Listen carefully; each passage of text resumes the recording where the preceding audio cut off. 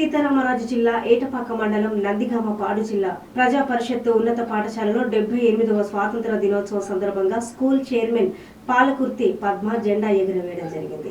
ఈ సందర్భంగా బండారు శివాజీ 6వ కామేశ్వరరావు మాట్లాడుతూ మన హై స్కూల్లో చదువుతున్న చాలా మంది వివిధ దేశాల్లో ఉద్యోగాలు చేస్తున్నారు. మీరు కూడా మంచిగా చదివి పెద్ద పెద్ద ఉద్యోగాలు చేయాలని చెప్పడం జరిగింది.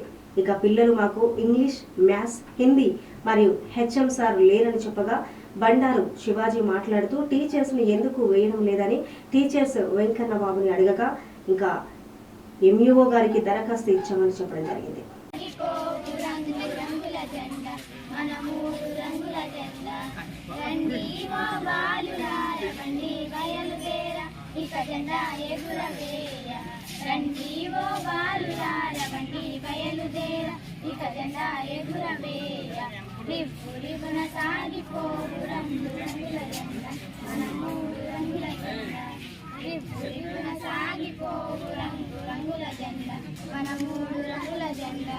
కాషాయ రంగుల త్యాగానికి